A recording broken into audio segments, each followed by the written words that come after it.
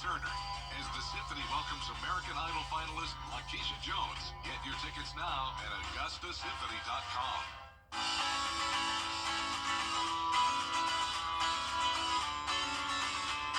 Follow News Channel 6 on Instagram. Book direct flights to Washington, D.C. at flyags.com.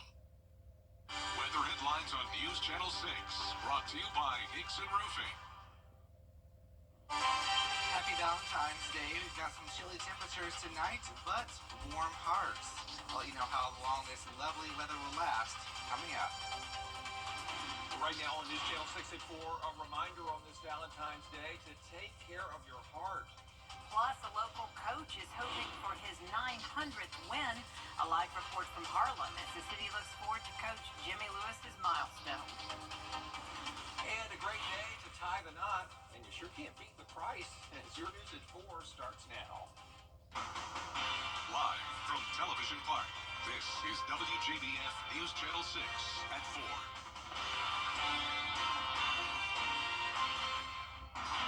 Good afternoon, everybody. I'm Brad Means. And I'm Jenny Montgomery. Thank you for joining us. As we celebrate matters of the heart, local doctors remind you about the importance of heart health, and not just this month, but year-round. Bria Smith live now to tell us what we need to know to stay heart healthy. Bria? And while dying from a broken heart is not the leading cause of death in Georgia and in South Carolina, death by cardiovascular disease is. Now, the disease includes stroke, congestive heart failure, hypertension, atherosclerosis, and ischemic heart disease. Medical professionals say high blood pressure, high LDL cholesterol, and smoking are key risk factors for the disease. Most diagnoses are often premature and can be prevented with early detection. It is important for individual people to approach the healthcare provider to evaluate themselves to prevent early cardiovascular death.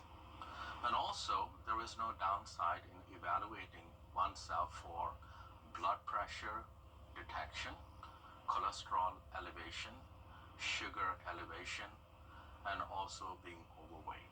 All these things do matter and can prevent major heart disease. Now, February is Heart Health Month, which acts as a reminder to get routine checks and to live an active and healthy lifestyle. For now, reporting live at Doctors Hospital, Bria Smith, WJBF, News Channel 6.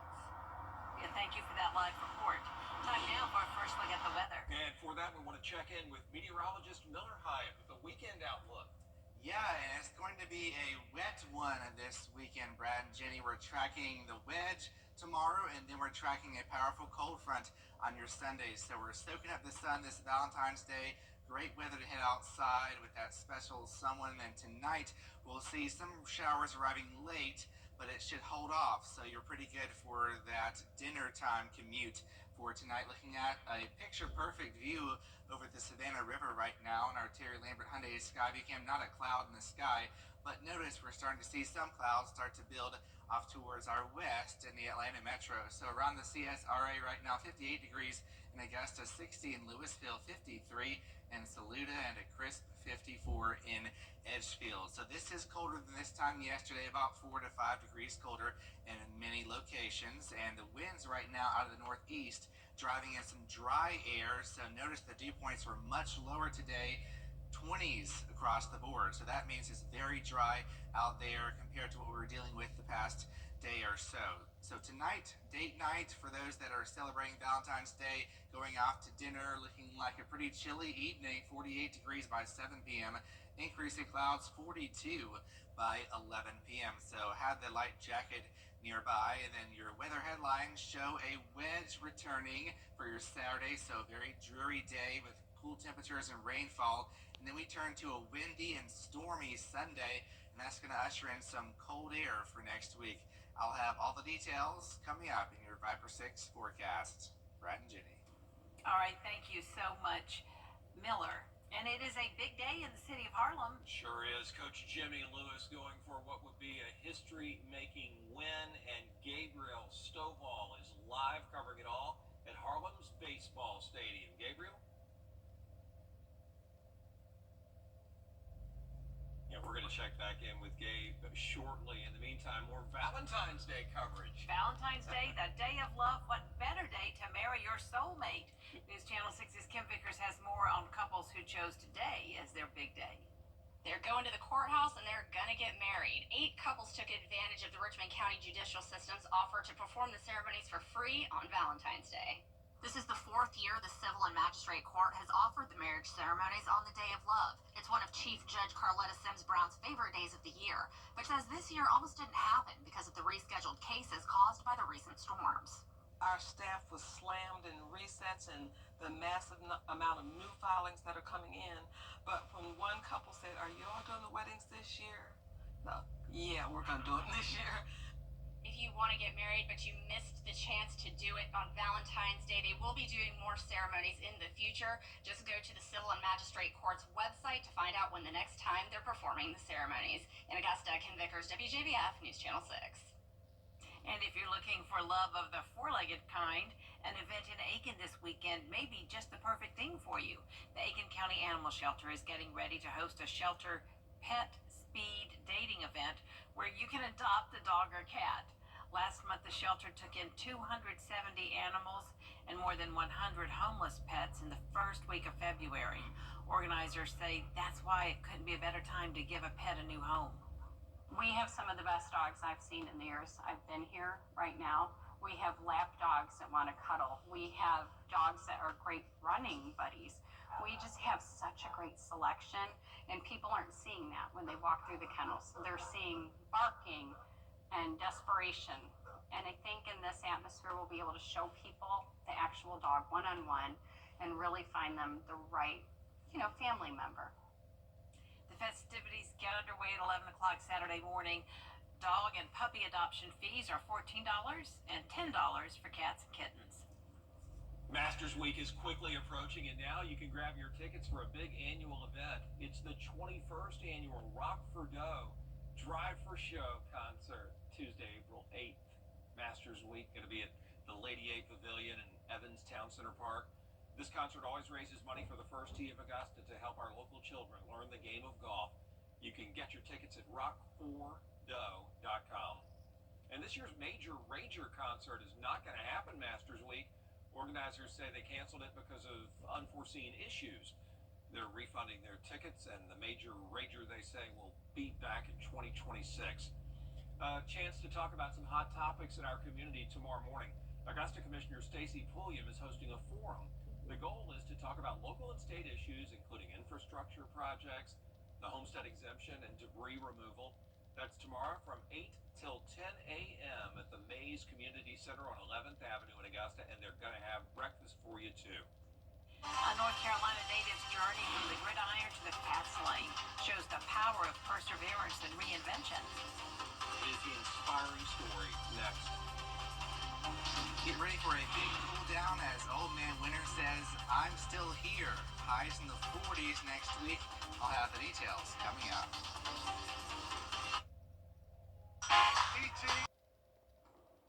We are going to try to head back out now to the city of Harlem. Yeah, it's worth repeating. Jimmy Lewis is on the cusp of history. Gabriel Stovall covering it at Harlem's baseball stadium. Gabriel? We're live here at Harlem High School, yes, aptly named Jimmy Lewis Field. And I say aptly named because Coach Lewis, who is the longtime baseball coach here at Harlem High School, he's getting ready. He's on the precipice of a major milestone. Of course, my Harlem baseball fans know that this program has won. They're coming off of 2 back-to-back state championships, trying to make it a third. If they made it a third, they'll be the first team in Class 3A to be a three-peat champion since Columbus did it from 2010 through 2012.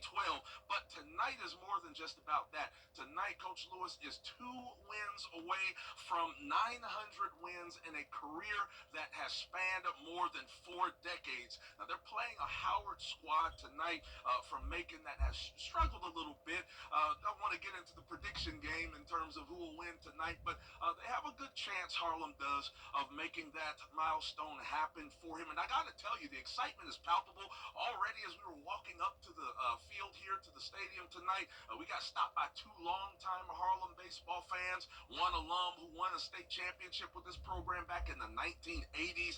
They're excited. They came here today just to see history get made. So first pitch is slated for about 4:30 p.m., so we're just a few minutes away from that, and we'll have more updates. You can hear the team in the background. They're getting riled up. We'll have more updates for you at 5 and 6. Until then, this is Gabriel Stovall, WJBF Channel 6, reporting live from Harlem High School. Back to you in the studio, Brad and Jenny. All right, Gabriel, thank you so much. A North Carolina native is making a name for himself on the racetrack. But as Celeste Smith tells us, he's not the one driving the car. I realize it's not about the position I'm in, it's the position he's trying to put me in. And God put me in a position where I'm at now, and I'm loving what I'm doing. Woodsett native Jarius Moorhead had dreams of becoming a professional athlete since he was a standout football player at Eastern Guilford High School, where he played from 2011 to 2015. His talent earned him a spot at North Carolina State University. There, he was a 3-year starter and team captain. But when the pandemic brought everything to a pause in 2020, his plans to go pro took an unexpected turn. COVID happened on my birthday, March 13th, and it was sad because I was like, I still got an opportunity to do my pro day. Pro day was March 31st. 3 days before my pro day, it got shut down. World shut down. Everything got shut down. And I was like, okay, what's next? NC State's pro day was a key opportunity for Moorhead to boost his draft stock. His dreams were derailed. But in 2021, a new opportunity came knocking, this time in an entirely new arena. Keith Flynn is a recruiting coordinator here at Hendrick Motorsports. I was just at home during COVID, and Flynn called me, and he said, hey, want to get you interested in NASCAR. And I'm like, NASCAR? Okay, never thought of it. Given a fresh start as a pit crew member at Hendrick Motorsports as tire carrier, he embraced the challenge. But you already practiced? I say the challenge is just, you never grow up pit crewing. Learning a sport he had little familiarity with and quickly excelled. Be smart though, go fast. He now serves as a pit crew team captain at Hendrick Motorsports. Moorhead says there have been many memorable and historic moments in his career in NASCAR. One being a part of the Garage 56 project, where Hendrick Motorsports showcased NASCAR's capabilities at the iconic 24 Hours of Le Mans in 2023 in France. It was a special project with all 3 great drivers, our pit crews, with all young guys that haven't really pitted before.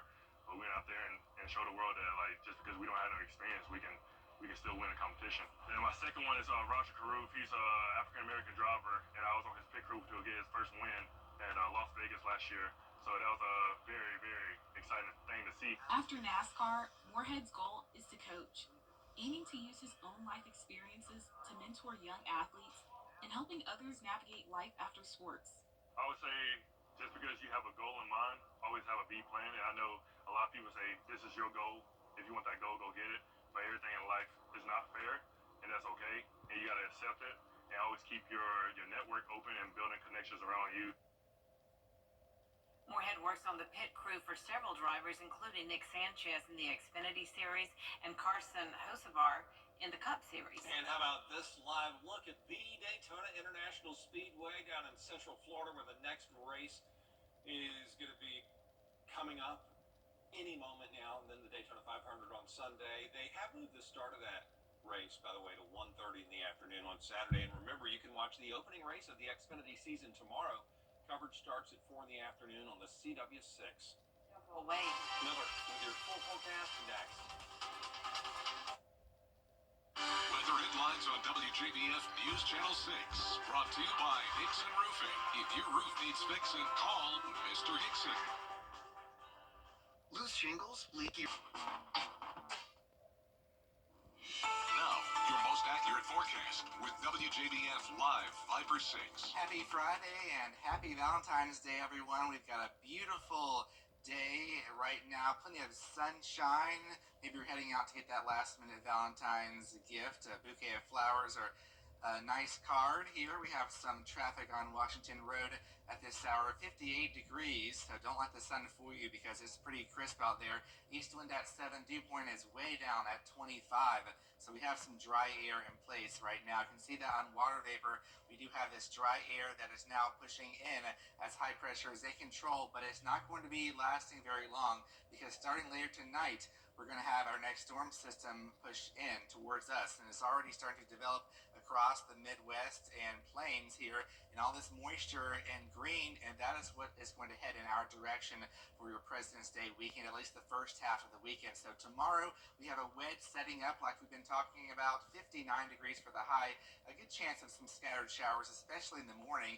And then Sunday comes along, we have a powerful cold front bring in a chance of some storms in the morning and also some windy conditions. Thankfully for President's Day on Monday, it's going to be sunny, dry, but it will be on the crisp side in the 50s with morning lows around freezing. So let's get to what's happening tomorrow. That wedge, like we've been talking about, is setting up, and this makes for a tricky forecast because it really depends on where this warm front sets up here. North of the front is much colder, so the 40s in the upstate. Along I-20, we could be seeing temperatures around 59 or 60, like I just talked about, but further south, say towards Waynesboro, Barnwell, Bamberg, you could be approaching 70 degrees like we saw a few days ago. Remember, we had that big temperature difference. That's exactly what we're going to be seeing. But on Sunday's different story, as we have more warm air surging in ahead of this jet stream here, as the polar jet stream and the subtropical jet stream phase, that means we have some strong wind gusts possible. Notice these pinks and purples here on this map. That indicates some very strong winds as this jet stream starts to approach. So that's the biggest threat for Sunday. Outside of any storms, we could see wind gusts up to about 40 miles per hour. But if you see a storm, we could see some higher wind gusts, say up to about 50 or even 60 miles per hour. If you see a severe storm, of course, it's not going to be widespread. It's only about a marginal risk, but you want to stay weather aware.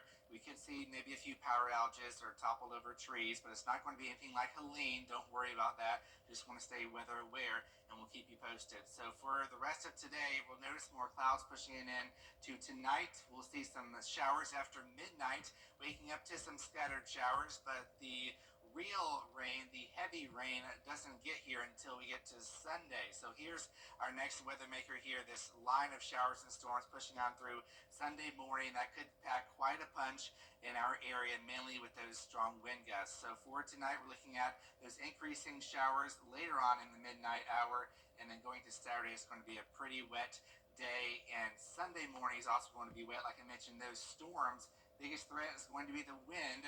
Thankfully, things will die down in the afternoon, so it's just the morning.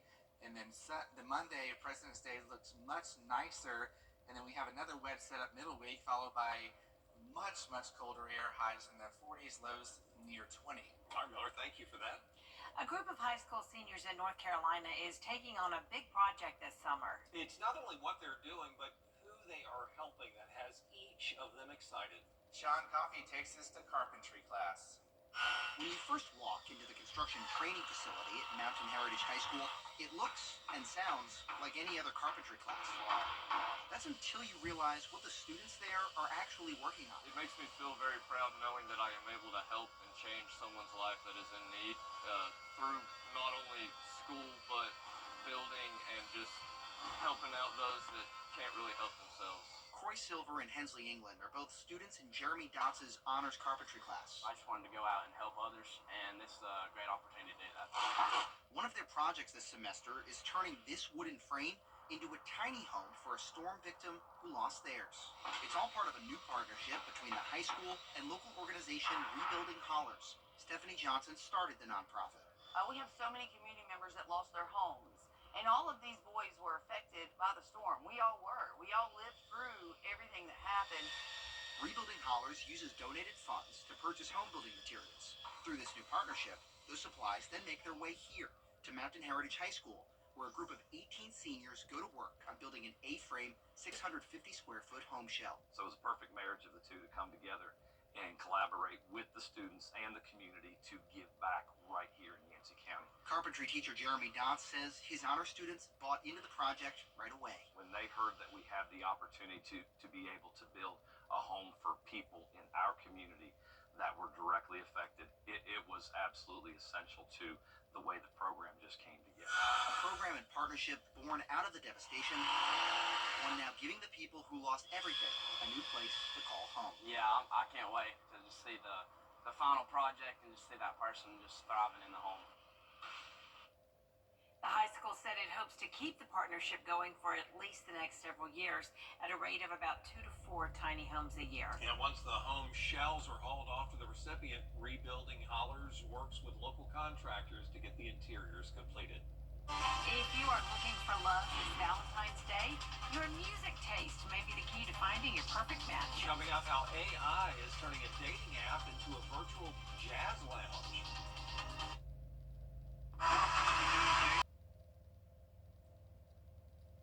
A music-based dating app is booming in popularity. Vinally finds matches for singles according to their music taste. Users don't swipe through profiles, but shuffle through playlists people make to show off their personalities. Dating researchers found 60 to 70% of people say shared music interests or listening habits are among the most important qualities in a partner. Some people it's part of their identity, some people it's their lifestyle, it's the number one way young people express themselves. So I think it's like, it kind of goes deeper than just, like a shared interest. It kind of speaks to who you are, and you just want to be with somebody who gets you. The founder says their data shows younger participants, as you might imagine, are more likely to look for new music, while older users often connect over nostalgia. There's a lot more coverage you can count on at 4:30. Including South Carolina Republicans looking to create their own version of Doge. They're pushed to trim, and why the Democrats say this is nothing more than a political stunt.